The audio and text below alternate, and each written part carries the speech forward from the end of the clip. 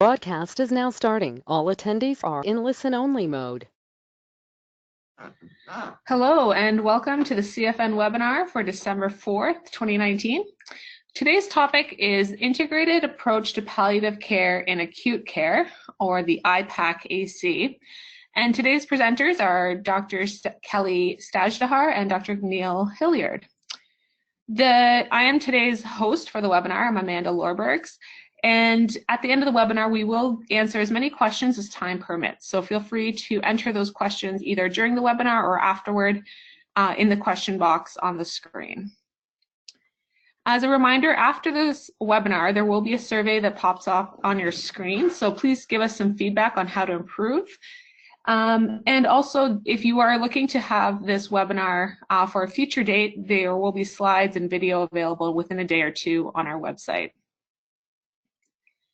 The future webinars coming up, this is the last one for 2019, so coming up in 2020, we have on January 15th, Rachel Cattereau and Amrit Paul Bollard from the University of Alberta coming in to speak about elder-friendly approaches to surgical environment using biological samples.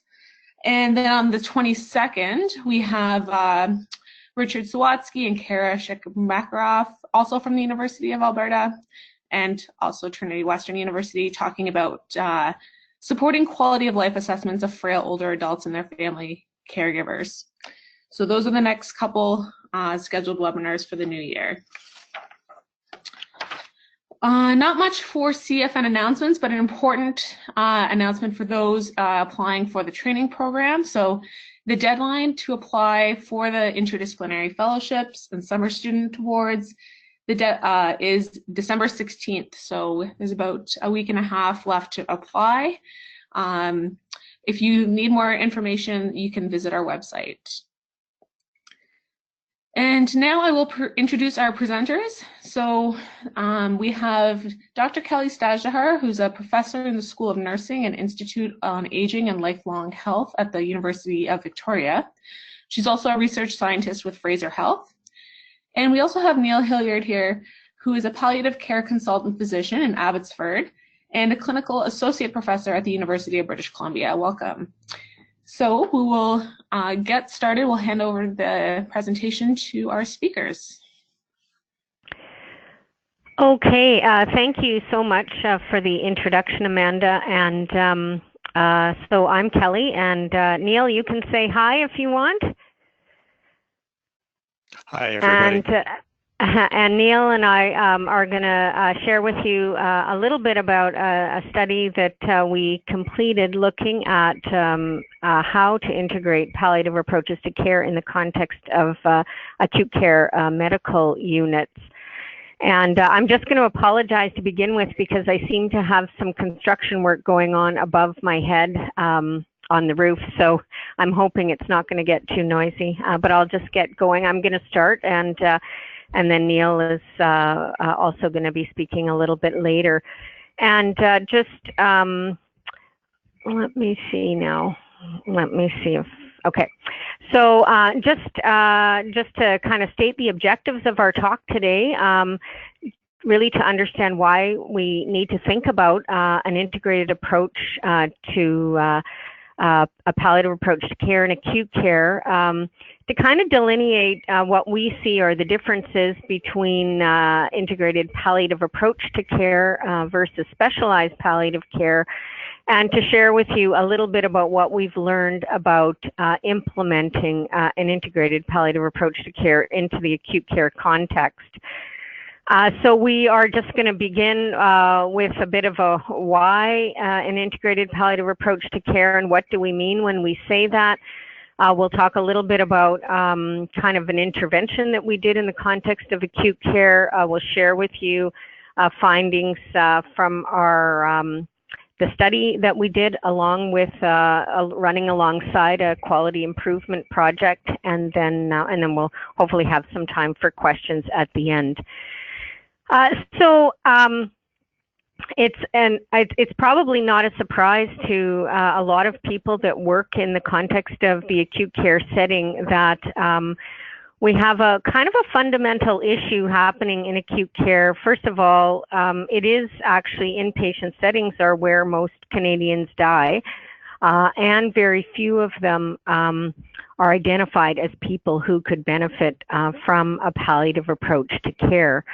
And from the latest CHI data report from February of 2019, we see that we have many people who really are only identified as having palliative needs for the first time in hospital, and very few actually get access to palliative approaches to care. It's not surprising that most of the population of people that are in these acute care medical beds and that have palliative care needs actually are people with non-malignant diagnoses. And, you know, people with cancer were very more easily able to identify as being on a palliative trajectory.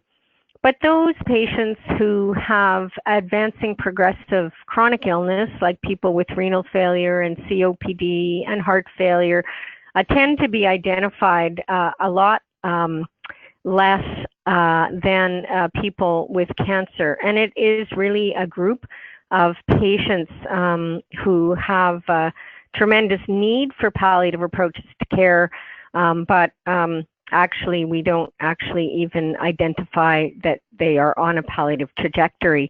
And this became quite clear in a survey that my colleague Rick Sawatsky and I and Della Roberts led a few years ago. We did a provincial survey in British Columbia, basically trying to understand nurses' self-perceived confidence in applying a palliative approach to care in non-specialist settings. If people are interested, I forgot to put it on the slide, but we just had a paper come out from this survey. But basically, in this survey from our iPanel team, we did this survey with nurses who work in acute care units where there is no specialization in palliative care, also in home and community care and residential care. But the data in acute care basically had said to us that about 50% of nursing staff in acute care do identify patients who have palliative needs and are on a palliative trajectory, but only 25% of those nurses actually realized what benefits a palliative approach to care might be able to bring to their patients. And even then, only 15% actually applied palliative approaches to care in their everyday work. So when we talk about a palliative approach to care, we are talking about integrating certain kinds of things into the context of acute care that can actually be integrated in the everyday workflow. So, and I'll get into this in a couple of minutes, but we're not talking about trying to bring in palliative care, specialized palliative care services into the care of these patients, but rather how is it that we can actually help staff that work in acute care medical units to actually think about what they can do in their everyday work. So one of the things would be in integrating the surprise question, talking about the benefits of a palliative approach to care. And we know that, and we'll talk a little bit more about our data coming up, but that when we have integrated palliative approaches to care into the everyday workflow on acute care medical units, that we see some positive outcomes for patients and their family caregivers. So we are really talking here about trying to identify people who are on acute care medical units that actually might benefit from a palliative approach to care. What we're advocating is that if people are identified as having palliative care needs, if they have complex care needs, that is the period of time where we might make a referral to a palliative care consult team. But if the needs are not complex, then then we start to talk about how can we integrate palliative approaches to care. And what we mean by that is, first of all, thinking about how we can integrate some basic communication principles like goals of care planning and advanced care planning into the everyday work in acute care, how we can better support people to be able to manage symptoms and prevent symptoms, and also to consider how it is that we provide better supports to patients and families as the unit of care. And so really a palliative approach to care is different than specialized palliative care, and the way that we think about that is thinking about how we adopt principles of palliative care early, as soon as people are diagnosed, into the care of a person who has a life-limiting condition, to adapt strategies that we use in specialized palliative care to meet the needs of patients and families, blending principles of palliative care with chronic disease management, and how we can embed those practices into usual care in settings that do not specialize in palliative care. And part of this, the impetus for this is, of course, that there never will be enough specialist palliative care services to be able to address the care needs of the larger population of people who need some care that has a palliative orientation, but don't necessarily need those specialist services. So it really is the idea that any of us that work in any sector of the healthcare system really should be able to have some basic competency in delivering good quality care to people who are dying in the settings in which we work. So basically what we were funded by CFN to do is a participatory action research project, and we combined this participatory action research with a quality improvement initiative on a medical unit, kind of a test to see if we could develop an intervention, an integrated palliative approach intervention, and see what we could learn about some outcomes for patients and families and the staff that work on the unit. So you see from the slide that we had a period of baseline data collection. Then we had six or so months of what we call action cycles, which I'll talk about in a minute, and then a bit of a formative and summative evaluation.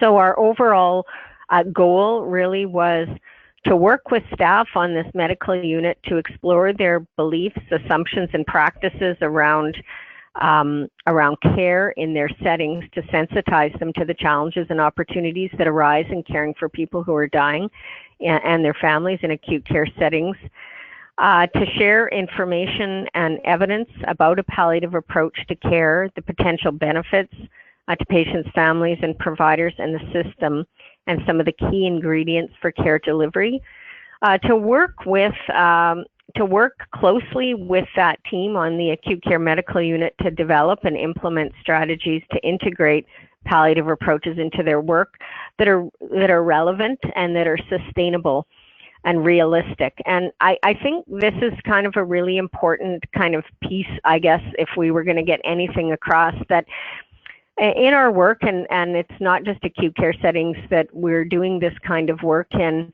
we're really talking about how do you adapt to the context in which you're working in. So there may be some core elements that will work across settings in terms of scaling to other areas, but really we have to really understand the context of the particular unit that people are working on to really try to develop our implementation strategies in ways that are going to be sustained. And then we evaluated these strategies and their influence on patient and family outcomes. So as I said, we had a period of baseline data collection. We did 2 focus groups with the staff on the medical unit and 12 key informant interviews. we did a patient survey, and you can see the measures that we used for our baseline patient survey. And we also did a survey of family members who had a patient on the unit. In phase 2, we began what we call collaborative action cycles. Basically, what we did, we began with doing a retreat with the team on the medical unit. So we actually did a day and a half. We did a dinner the night before and a full day kind of planning meeting with the team to really kind of sensitize them to what we were about to embark on, and to share findings from the baseline data, because the baseline data really helped inform our conversations about the kinds of things that patients and families were saying, and the kinds of opportunities and challenges that the participants in the focus groups and key informant interviews shared with us.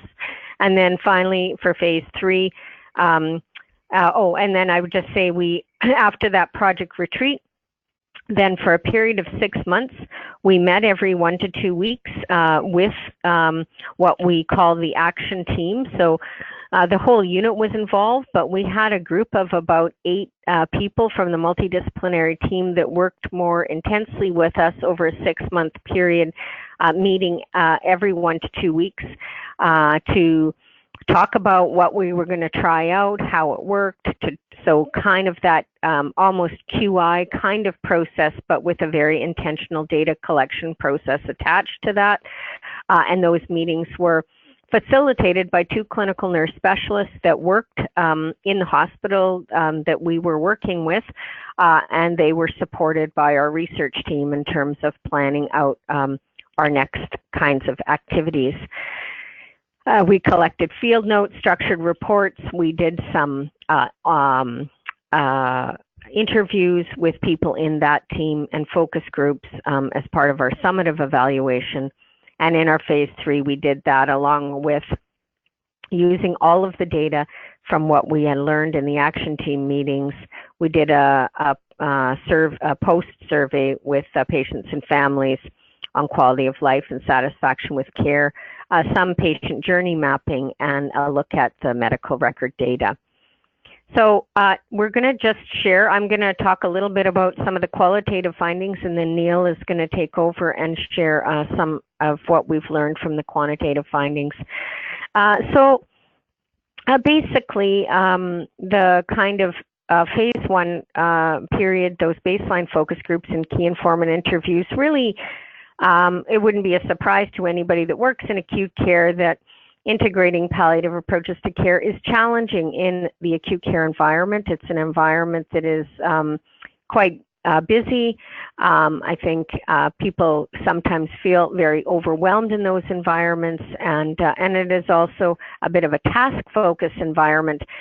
And also what we heard so loudly is kind of this a bit of kind of distress over kind of what some of the people in the team talked about as an over-interventionist focused in acute care for patients who are on a progressive decline, along with kind of a general discomfort in talking with patients and families about end-of-life care. And this often meant that patients, as somebody said, were treated to the last breath. Participants expressed deep frustration and moral distress at the kinds of experiences that they were involved with and witnessing, and really a pretty strong sense that they weren't providing the kind of care that they should be providing. And this is just a bit of an excerpt from one of our focus groups. So the first participant says, feeding tubes decrease quality of life. Rather than being comfortable and keeping those patients comfortable, we're torturing them, in my opinion, with further tests and procedures. The second participant says, we are treating people to the last breath, and then we deem them palliative too late in the process. It's morally distressing for me. It was horrible. It was very sad. I was very thankful at the end that he got what he wanted, done. And the third participant said it's not a way to go, tied down to a hospital bed. And I think these are stories that we've heard in this study and other studies that we've done in the context of acute care. And basically, the kind of idea that, why are we not actually thinking about where these people are at on their trajectory and starting to have conversations with people earlier. So after we did that baseline data collection, we started engaging in our participatory action research, and we had a lot of executive support for the project. Our action team was made up of the manager on the unit and the patient care coordinator, a physiotherapist, a social worker, an RN, an LPN, a care aide, the unit clerk. And we basically got to work in doing a number of things to try to kind of move the needle on how it is that we care for this population. So we were meeting regularly, doing huddles. The CNSs were doing all kinds of education on the unit. We introduced some tools into the regular workflow, like the surprise question, the SPIC tool, and a number of other activities, as you can see. I guess what I would say is, some of the main facilitators to this is that there was really strong unit leadership. We had a team that was really receptive to change, and we actually did that deliberately because we were really trying to show how it is that, integrating a palliative approach to care might actually help benefit patients and families. So that was kind of intentional to pick a team that really had or a unit that had a really strong commitment to really wanting to improve care. We had really, clinical nurse specialists who have very strong facilitation skills and lots of capacity among the team. The ability to adapt and embed tools into usual care process is really important in the context of acute care. Something that is seen as an add-on is just really, really difficult to elicit kind of change processes. So we were really looking for those opportunities to align with usual things that were going on in their everyday work where things weren't considered an add-on. So an example of that would be that the team decided they did complex care rounds on their unit a couple of times a week, and they decided that they would designate one of their team members to always ask at the complex care rounds, would we be surprised if this person died in the next 6 months or a year? And just that one question actually really served to reorientate the conversation around that particular patient in the complex care rounds. And we had a very strong kind of, I'm fairly embedded at the time in the Fraser Health palliative and end-of-life care program. And so just a very strong partnership between those of us who were doing the research and the clinicians that we're working with. Some of the challenges, I think, not surprising that the action team members, for sure, we were able to kind of keep engaged, but people also have, their everyday lives, and they take vacations, and they move jobs, and so ongoing engagement sometimes was a bit of a challenge, also because there were so many other organizational changes happening at the same time. So that's the reality of our work environments these days. Engaging physicians was really challenging, despite Neil's multiple attempts to really try and get physicians engaged. And one of the challenges was getting the team on the same page, and that is the care team. So when we would focus on a care for a particular patient, getting everybody on the team to kind of agree to a plan of care could be a bit challenging at time. And of course, this kind of busyness and task focus environment and people working in silos and working within a context where there's multiple competing priorities. From our formative evaluation, what I would say is that qualitatively, we see that the kind of interventions that we were doing really were promoting patient and family and staff and physicians to get on the same page, even though it was a challenge.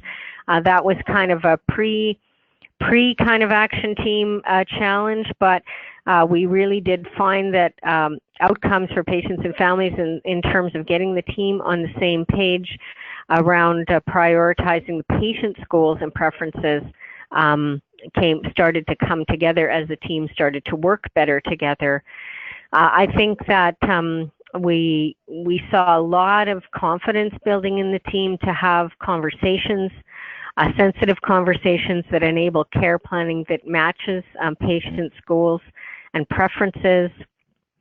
And in fact, team members really starting to work well together. And kind of this sense of cohesiveness among the team and them feeling integrity in their work.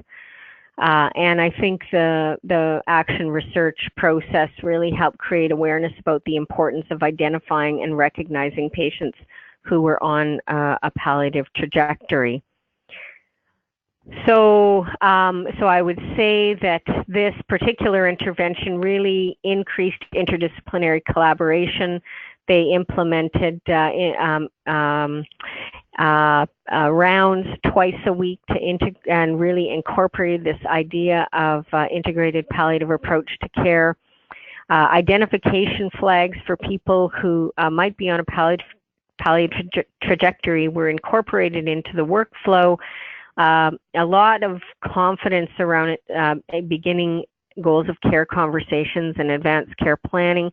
Nurses, we saw developing a lot more confidence in their capacity to talk with physicians about patient status and really kind of a refocusing care on what is meaningful for patients and families. And Neil, I'm just wondering if you want to start here, because I think you know a little bit more about this patient journey mapping process than I do. Okay, thank you, Kelly. The patient journey mapping was performed on the ward by people from our quality improvement department in Fraser Health, and they would witness the conversations that care providers had with the patient and family, and then go back and check with the patient that what they heard and what they understood, and then also would check the chart for documentation. And the blue bars are the before results, and the red bars the after results. And you can see that prior to the participatory actions cycles, only 9% of patients were aware of their prognosis. Only 12% knew what the plan of care was, and only 15% realized what their condition was. And understandably, only 15% felt heard by the doctor or felt heard by the staff. And only 12% of the time was family present for those conversations. Yet in the documentation, the care plan was documented 74% of the time. And most, which is medical orders for scope of treatment, so that would be DNR and levels of care in our facility, was documented 94% of the time. But it begs the question, how can you document most if the patient's not aware of their prognosis? And as you can see, after the participatory action cycles, there was a dramatic improvement in communication with patients and with family being present afterwards, which I think may account a lot for the results I'm going to talk about next. So next slide, please.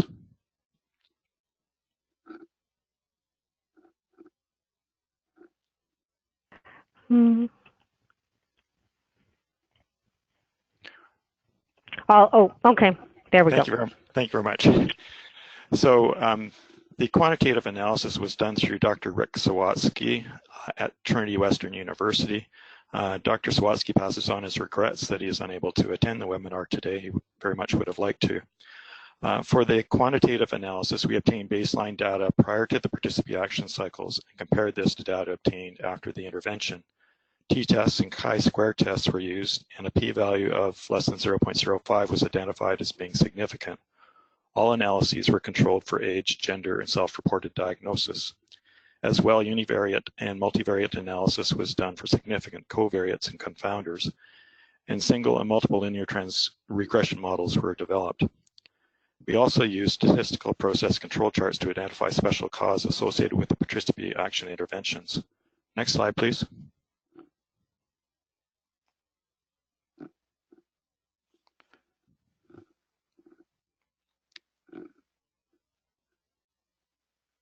Sorry, I'm just having, for some reason, the slide is not forwarding.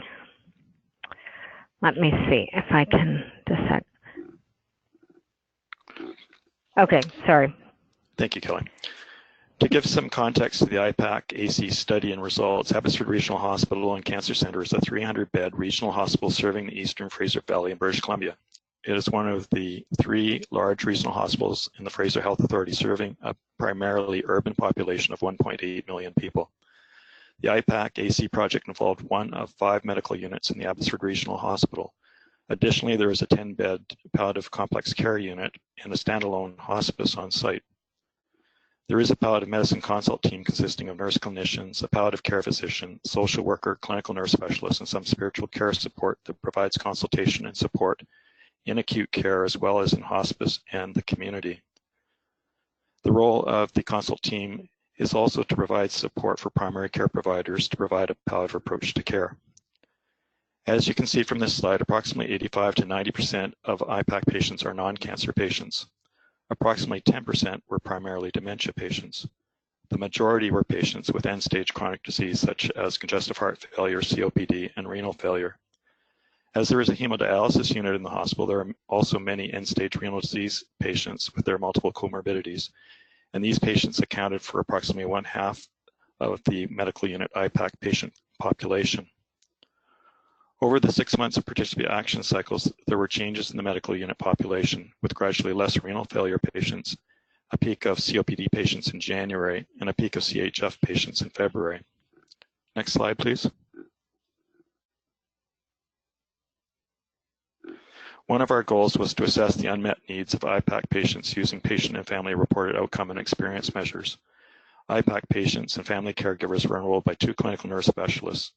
PROMs, person-reported outcome measures, and PREMs, person-reported experience measures, were completed using a tablet version of the Quality of Life Assessment and Support System, or QPSS, developed by Dr. Rick Sawatsky and James Voth, CEO of our industry partner, Integrate.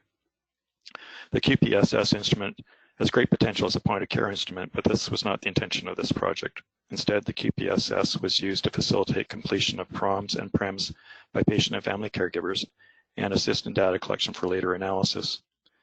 As already mentioned by Dr. Stadjahar, the SAS-R was used to screen for iPAC patient symptom burden. MQual-R and Can Help Light patient version were used to screen for patient quality of life and patient experience. And the Quality F and Can Help Light family caregiver version were used to screen for family caregiver quality of life and family caregiver experience.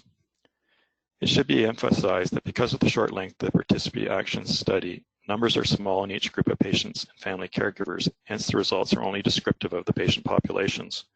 The changes noted pre and post intervention may show a trend but are not statistically significant.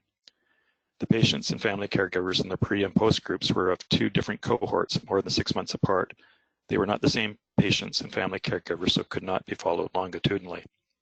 Next slide, please. Demographic information was obtained by the 2 clinical nurse specialists. There was no significant difference between the before and after groups in age, sex, marital status, education, or caregiver living arrangement. For iPAC patients, the mean age was early 70s. For family caregivers, 20 years younger. For iPAC patients, both sexes were equally represented with a slight predominance of females. Family caregivers were predominantly female, approximately 70%. Approximately 1/2 of the iPAC patients were no longer married. The family caregiver was more often an immediate family member, such as a child, sibling, or parent, rather than a spouse. Prior to hospital admission, 1/2 or more family caregivers lived with the patient. Next slide, please. This slide portrays the iPAC patient symptom burden before and after the 6-month participatory action intervention for the 2 separate cohorts of patients. On an ESSR scale of 1 to 10, 0 to 3 would be considered mild symptoms, 4 to 6 moderately severe symptoms, and 7 to 10 severe symptoms. If you would draw an imaginary line horizontally across the graph at 4, you will see that the majority of iPAC patients have moderate to severe pain, fatigue, and anxiety. And even though they are mostly non-cancer patients, this is similar to cancer patients. There are also many with moderate nausea, anorexia, dyspnea, and symptoms of depression. As mentioned previously, the numbers are too small to see a significant difference in symptom burden post and pre-participatory action intervention. Next slide, please. This slide portrays patient quality of life and experience before and after intervention. The mQoL-R screens for burden each of the existential or spiritual, physical, psychological, and social palliative care domains. They can help light screens for satisfaction with communication, decision-making, feeling at peace, illness management, and relationship with doctors. For patients, the physical domain was impacted the most, followed by the existential and psychological. However, generally patients were satisfied with the level of care they were receiving. There were no significant changes noted as a result of the participatory action intervention. Next slide, please. This slide shows the family caregiver quality of life and experience before and after intervention. The quality F assessed provider characteristics, communication and decision-making, illness management, relationship with doctors, and family involvement. They can help light screen for care outlook, care quality of life, environment, financial worries, patient condition, quality of care, and relationships. Most concerning for the family caregiver was the patient condition. Please note on the right the wide variation in financial worries and relationships. For some family caregivers, there were significant gaps that needed to be addressed. Although not statistically significant because of the low overall numbers, after the participatory action intervention, please note the trend to improve family caregiver involvement with increases in the scores on the left of provider characteristics, communication and decision-making, relationship with doctors, and family involvement. And on the right-hand side, increased satisfaction with the relationships. These trends align with the improvement seen with the patient journey mapping. Next slide, please. This is a PE control chart showing the percent of acute medical units patients identified as iPAC patients over time over the 2 years, April 2016 through March 2018. Prior to the iPAC AC project, there were no patients being identified as iPAC patients.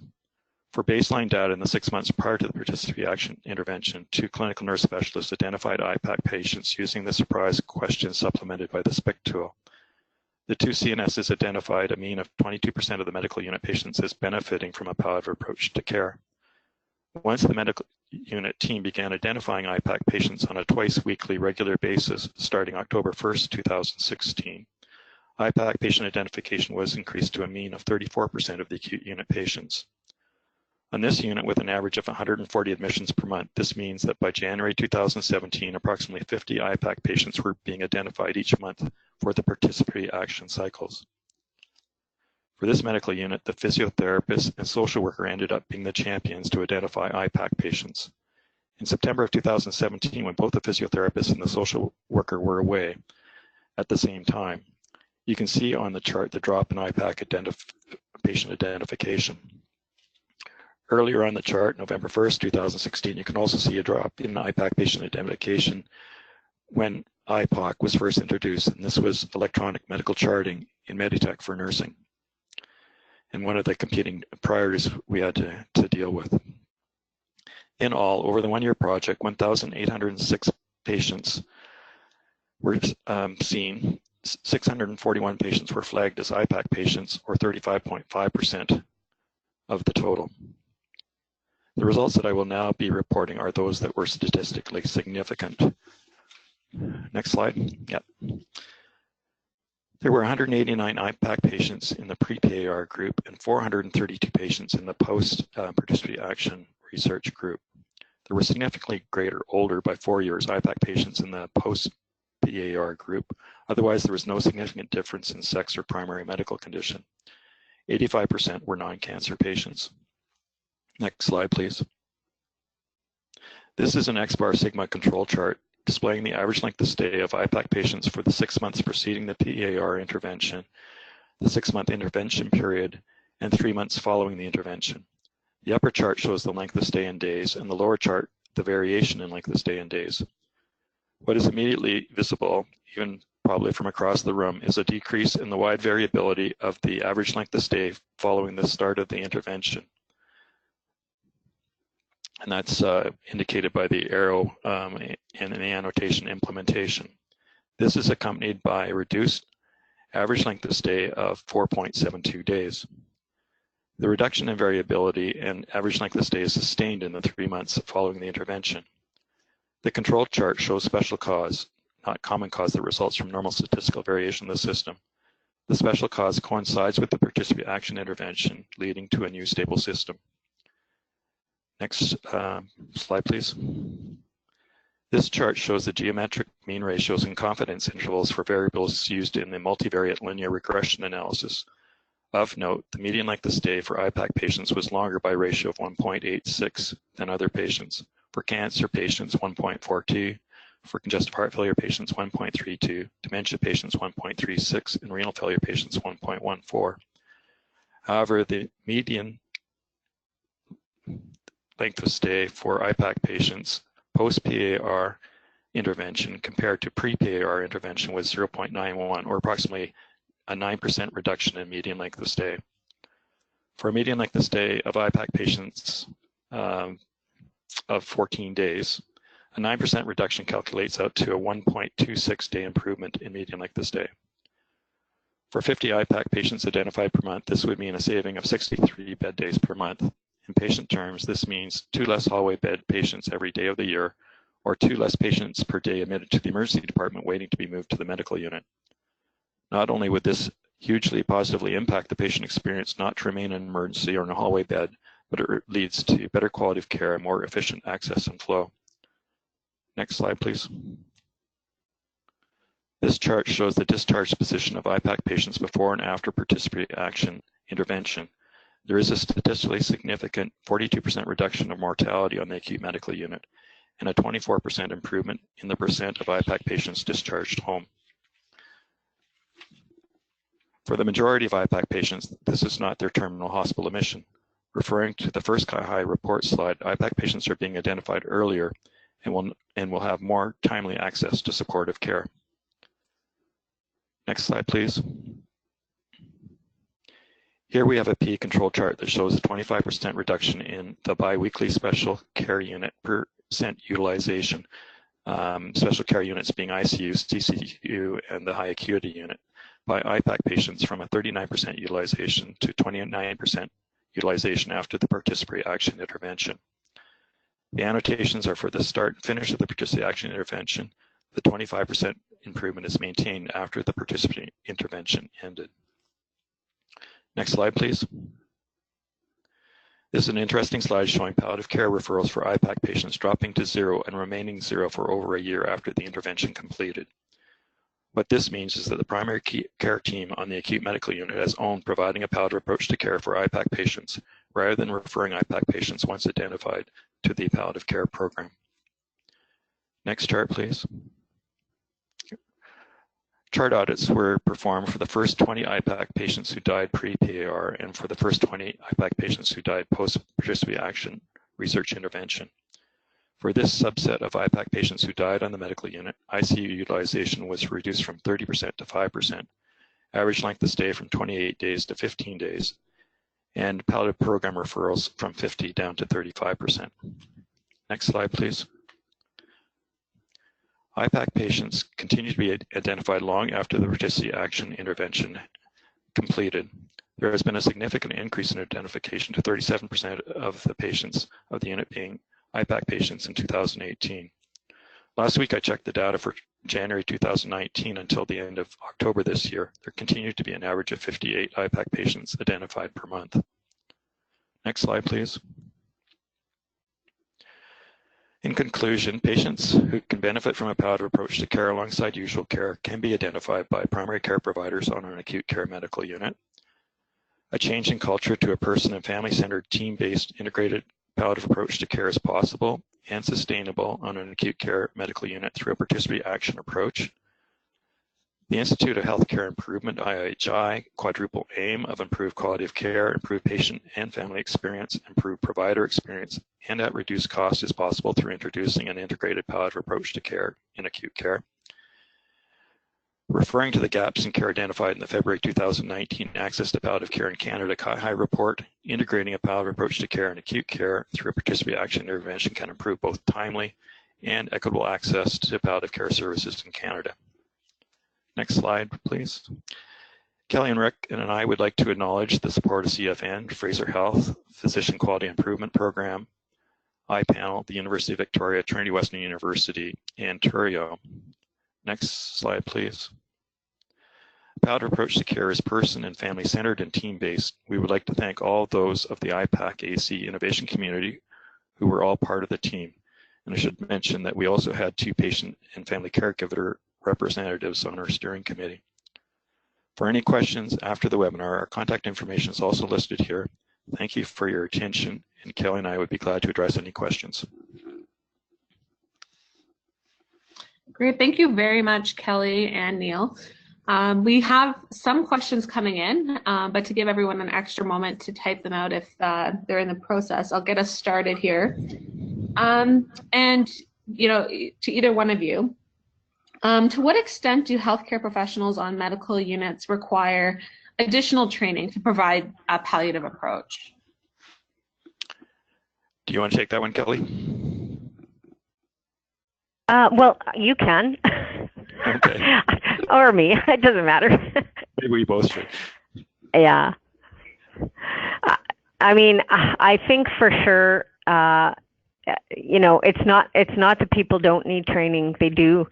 And but I think and Neil, you can pipe in if you want, but I think one of the things that I think is fundamentally different than maybe other ways of approaching things is, you know, we give people baseline information, and then we our baseline education, and then we kind of expect them to go off and, you know, do their own thing and be able to practice competently. But, you know, caring for these patients is a complex process, and people need coaching and mentoring. And this idea that we would just give people an in-service and they would all be good to go, it's not a strategy that works all that well in my observation. So I think one of, you know, the things that really happened here is, first of all, this was an intensely time-consuming process because we were spending a lot of time with that team, really coaching them and mentoring them and problem solving, and really coming from a place of how do we build their capacity so that we can step out instead of taking over. And I think it's just that's a fundamental kind of approach when you use participatory action research approaches in your work. I would agree with that. And also, as I mentioned earlier, one of the roles of our palliative care consult team is to support primary care providers. And so a lot of that mentoring and coaching does come from our team on a daily basis. And they may also be involved with huddles over patients that they have questions about managing palliative approach to care. So a palliative care consult team can be very instrumental in that. The other thing is there's huge turnover of staff on medical units, and so education you give today, like in a year's time, many of the staff on the unit would need to be re-educated or educated for the first time. Great, thank you. I have a question here that's maybe a point of clarification. Could you tell us about whether the goal was to integrate palliative care treatment with acute care treatment, or transitioning to a purely palliative approach in acute care? I can start answering that. The goal was to introduce a palliative approach to care alongside usual care for those that would benefit. So it wasn't to replace the usual care that patients were receiving. Yeah, and I think it's kind of this idea of the aligning and blending of chronic disease management with principles from palliative care, that they're not something that's kind of a separate silo. That, you know, if we're caring for patients who have advancing chronic illness of which their trajectory is going to eventually lead to their death, that some of those principles from palliative care, like keeping focused on what is important to the patient and family and a focus on symptoms and having advanced care planning and goals of care conversations, those kinds of principles that we are very familiar with in palliative care need to be introduced kind of upstream, so that everybody gets on the same page. And it's not a kind of a one-time thing. These are conversations that continually go on based on what is happening with the particular patient and family that we're caring for. Should also mention that we didn't refer to these patients as palliative care patients. If we were talking about them, we would call them iPAC patients, and we would more likely call it supportive care than palliative care. Yeah. Oh, okay. And that's a good point. So how did you build the capacity of those teams, those physicians and interprofessional team members, to have those goals of care conversations? And sort of what did that baseline teaching look like? I think that's for you, Kelly. Sure. So we did do, so through the clinical nurse specialists that were working with us, so the one clinical nurse specialist was a clinical nurse specialist in palliative care. The other was a clinical nurse specialist who worked in the seniors gerontology program. And basically what we did was we started with kind of doing a bit of a workshop on serious illness conversations and how to have conversations with patients and families. And so we gave people in the team opportunity for that kind of baseline education, but also kind of baseline practice. And then in the context of, so every week when they would have, the team would have complex care rounds and an iPAC patient would be identified, then somebody in the team would say, okay, you know, we're going to go and we're going to start having conversations with people. So, you know, maybe a nurse or a social worker, whoever actually had the best relationship with the patient and family, would go and start having conversations with patients and families about the kinds of things that are most important to them and where they see kind of their care going. And, you know, people would go and have a conversation, they'd come back to the team and we'd talk about, like, how did that go? Sometimes it didn't go all that well, but I think what we were trying to do is really create an open, an environment for learning that really helped to try and boost people's confidence, so that when, you know, when people were kind of going out and talking with patients and families, and you know, you have to remember that we're all, the people in the team are all very bright people, so this is part of their skill base. It's just helping them to feel confident around having those kind of sensitive conversations. So lots of baseline teaching first, and then tons of coaching and mentoring over the course of the 6 months.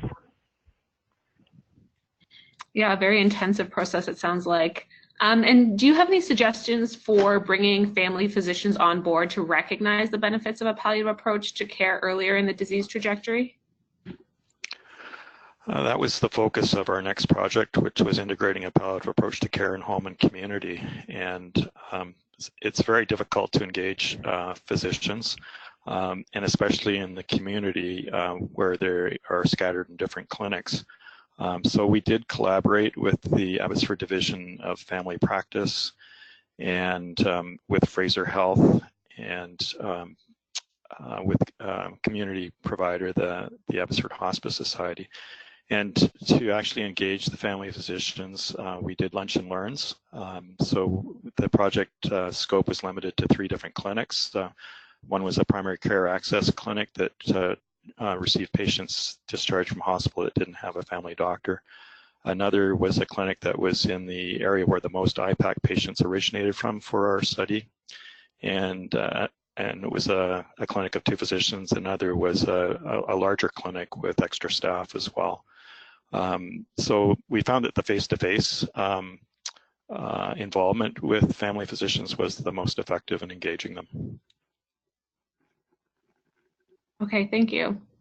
Here I have more of a sort of a methods question. When in the admission, were the patients and family caregiver metrics collected? So how many days, I guess, into admission or after admission were those metrics collected? We aim to collect the metrics within 48 hours, but we weren't always successful in doing that. The identification was done just twice weekly, on Tuesdays and Fridays, I believe. And so it would pick up most of the iPAC patients, but might miss somebody that was just a short admission. Okay. Yeah, I'm sure there are challenges with that, catching all of them. And are there any data of secular trends in length of stay for similar patients in like a non-intervention unit, like as a control group, for instance, like that for comparison? Yeah, we don't have that data, but we do have the data for the non-iPAC patients in this unit. I think each unit probably will be a little bit different depending on their patient composition. For example, we've got an acute care for an elder unit. We've got an oncology unit. This unit had more renal patients. We have another unit that has more COPD patients. So I think it's a good question, but we don't have that data. Okay, and a question about, do you know how this iPAC project impacted the inpatient palliative care team if referrals decreased to 0? The inpatient palliative care team had lots to do. So, yeah, the problem was inappropriate referrals before, so burdening the team and taking away from the work that they really needed to do with patients with complexity. And so this actually alleviated the team of a lot of the inappropriate referrals. Great. And I guess we are just about to wrap up here. So I have a question about whether or not this work is published yet. So maybe you can comment on that and then provide any sort of final comments you want to leave with our audience. Kelly, did you want to Yeah, take we that? don't, yeah. Yeah, our papers aren't out yet. We're working on them. For sure, we have our CFN report that has been submitted, but that is our goal for the early new year, is to get the papers out from this project. Yeah, it says a lot for it's a lot for a 1-year project. So you know, we're just trying to catch up, basically. And I'd like to just mention how valuable it is to have academics and researchers working together with the clinicians. It's been a wonderful partnership. This all started with a letter from Kelly.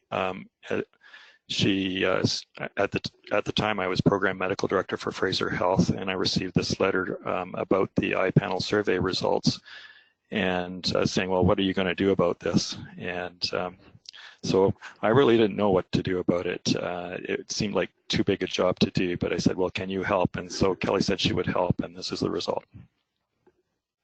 Oh, you're too nice, Neil.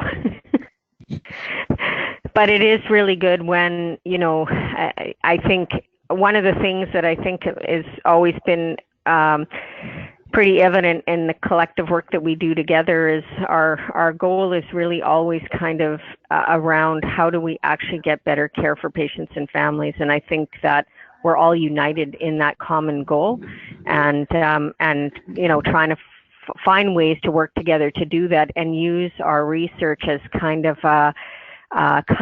leverage to be able to help inform system change, which is what I think we're, you know, trying to do. Great. Well, thank you very much. I think everyone really enjoyed the presentation. We just before we log off here, I just want to remind everyone that there will be a webinar survey. So please give us your feedback. The next webinar is January 15th, also a Wednesday at noon. And as we mentioned, the contact information for both Kelly and Neil are available. So if there are any questions afterward, you can contact them directly. So thank you, everybody, and we'll see you in the new year.